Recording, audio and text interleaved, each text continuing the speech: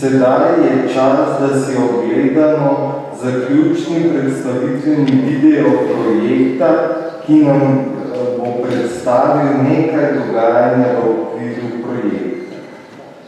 Video je pripravil gospod Dušan Rutar.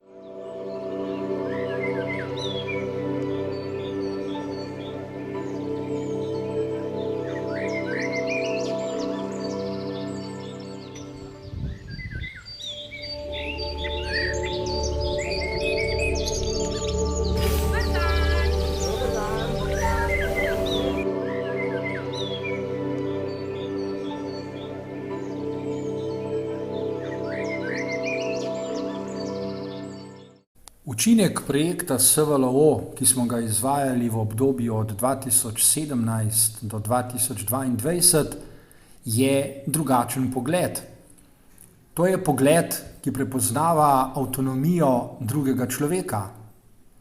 Najlepše pri tem pa je, da je tak pogled že sam po sebi dialoški, da je odprt do drugega, dobesedno odpira prostor dialoga. V njem se drugi človek z lahkoto prepoznava onkraj praks, na katere je sicer navajen, to pa so prakse normaliziranja, discipliniranja, izključevanja in patologiziranja.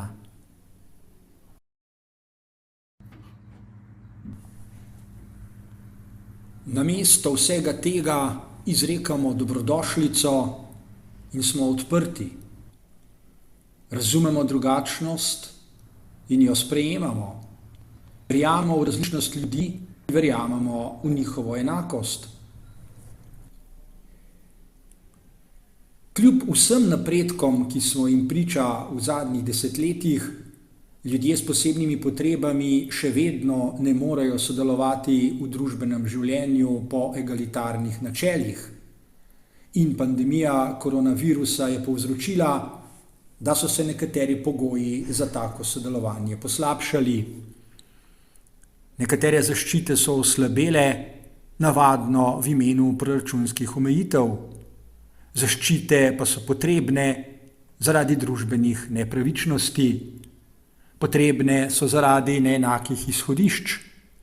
Nima namreč vsakdo enakih genov in ni rojen v enakem okolju. Torej, tej steni bo en tak bel velik okvir, ko smo rekli tako kot virtualno okno in tako dalje. Ok, ko boš ti narisal to okvir, kje bi bil, a bi bolj ta okvir iz bele površine.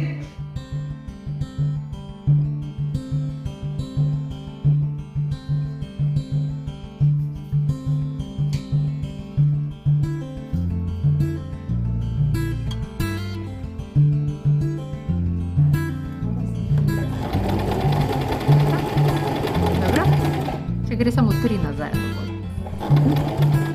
Koncept enakosti ljudi ni nikoli bolj problematičen kot takrat, ko ga soočimo prav s konceptom družbene pravičnosti. Zdi se namreč, da je neenakost pravična in res je, vendar ne za vse ljudi. Za nekatere je potrebno veliko nevidnega dela. Obstaja veliko nevidnega dela, ki ga ljudem s posebnimi potrebami vsiljuje nedostopni svet. Številne konvencije se ukvarjajo z zagotavljanjem razumnih prilagoditev, torej oblik prilagoditev, ki drugim ljudem ne nalagajo neupravičenih bremen. Zastavljajo se nova vprašanja, ki terjajo dobre odgovore. Eno ključnih vprašanj je tole: koliko mojega nevidnega dela je mogoče razumno prenesti na družbo? Še eno vprašanje: kako dejansko zgraditi pravično utopijo, ki jo je že pred časom predlagal John Rawls?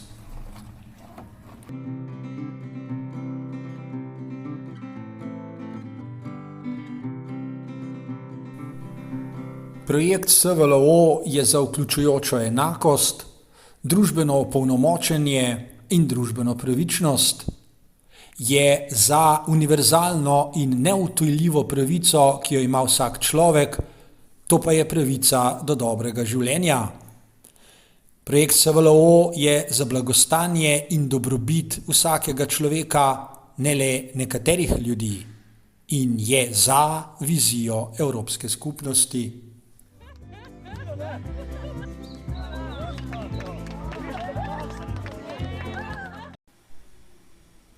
Vizija Evropske skupnosti zajema: prvič, pospeševanje dejavnega vključevanja za spodbujanje enakih možnosti, nediskriminacije in aktivne udeležbe ter povečevanje zaposljivosti, zlasti za prikrajšane skupine.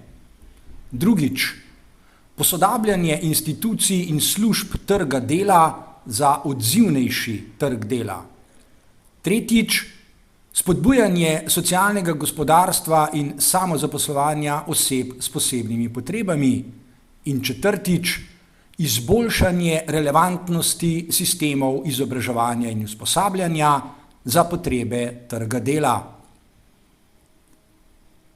V orisani viziji je projekt SVLO uresničeval zamisli in koncepte nove sodobne paradigme inkluzivnosti ranljivih družbenih skupin ter potrebnih korakov za zagotavljanje deinstitucionalizacije, skupnostne skrbi, neodvisnega življenja in osebne asistence. Taka je paradigma inkluzivnosti za 21. stoletje, ki jo zagovarjamo in uresničujemo. Odgovornost projekta je torej lokalna in družbena, v določenem smislu pa je celo globalna. To zajema tudi odgovornost korporativnega upravljanja podjetij, brez katere ni mogoče resno misliti približevanja ranljivih družbenih skupin trgom dela, ki so prej ali slej globalni. Sem Tamara Belec. V letu 2021, v lanskem šolskem letu sem zaključila program elektrotehnik PTI. Na jeseni letos pa nameravam študirati na fakulteti za organizacijske vede, organizacija in menedžment informacijskih sistemov. V prihodnosti želim delati v podjetju, ker cenijo znanje, ne pa papir. Sem Ajda, letos obiskujem program ekonomski tehnik PTI v Ciriusu. Jeseni nameravam študirati na fakulteti za organizacijske vede v Univerze v Mariboru smer kadrovski menedžment. V prihodnosti pa nameravam delati v kakšnem velikem podjetju v kadrovski administraciji. Dober dan, jaz sem Edi Pašič, sem 25 let star, živim pa v bolnici. Zelo dobro znam govoriti angleščino. As you can hear from my voice right now, I'm talking in English. Rad hodim, rišem, fotografiram, plavam pa tako dalje. Septembra leta 2011 sem začel hoditi v Ciriusu Kamniku. Šolal sem se od leta 2011 do 2020. Začel sem v nižjem poklicnem izobraževanju in to pomočniku v tehnološki procesi. S tem programom sem končal 3 leta, od 2011 do 2014. Nato sem šel na naslednjo stopnjo, srednje poklicno izobraževanje, računalnikar. Program sem končal v 4 letih, torej iz 2014 do 2018. In na koncu sem končal strokovno poklicno izobraževanje elektrotehniko. Trajalo mi je dobrih 3 leta, da sem končal. Začetek leta 2020 sem se vključil v SVLO, da sem samostojno živel v učnem stanovanju.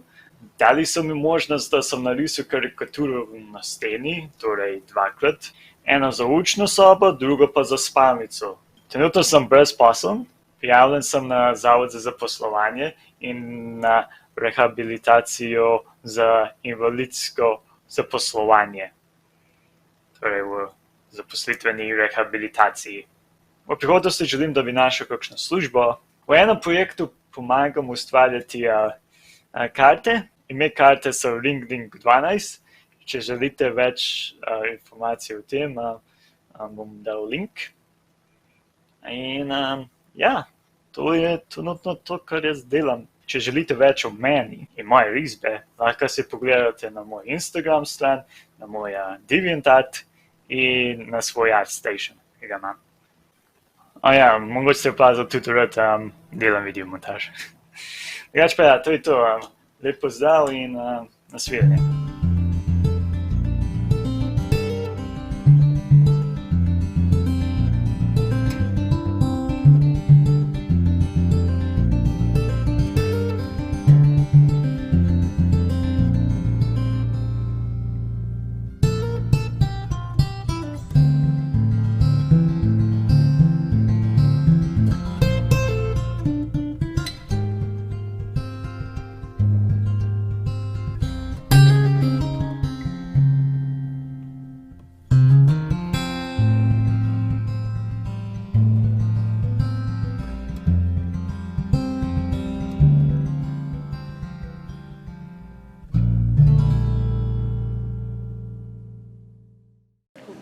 Mi pa na koncu dajemo prostor še koordinatorju projekta, gospodu Dušanu Rutarju.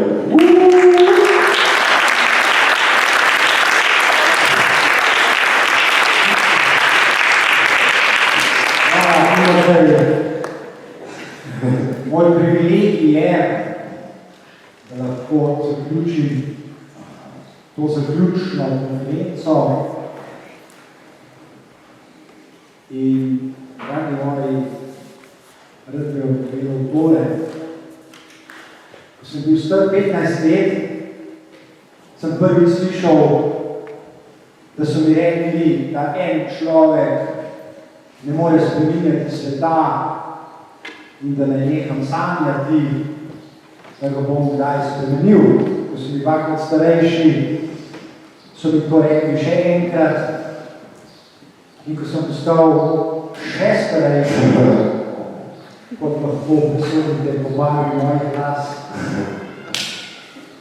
sem nenadoma sam v sebi rekel tole. Ni res, da ne more en sam človek spreminjati sveta. Ime mu je Vladimir, piše se Putin in spreminja ga ravno zdaj, ta hip, ko poteka vojna na tleh, kjer nihče že dolgo ni več verjel, da lahko poteka. Gospod ga spreminja na slabše, svet namreč. In ves svet bolj ali manj nemočno opazuje, kaj ta en sam človek dela.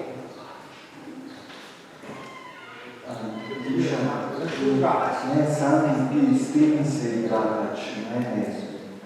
Kaj ta en sam človek dela?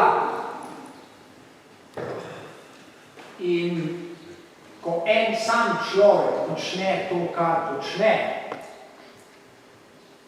postaje vse bolj jasno tudi tole.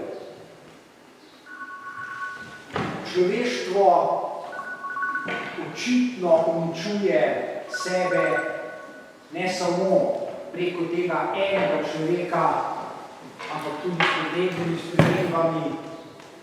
In enako vse bolj postaje jasno, da svet, tak kakršen je, dolgo časa, kratko malo, ne more več obstajati. Nekega dne bo ta svet zagotovo bistveno drugačen ali pa ga sploh ne bo. Nekaj dni nazaj je v Davosu, švicarskem modlenem mestu, 91-letni George Soros rekel, da se je morda začela tretja svetovna vojna. Jaz verjamem, da se moti, ampak to samo potrjuje, kar sem povedal. Nekega dne ta svet ne bo več tak, kakršen je, ali pa ga ne bo.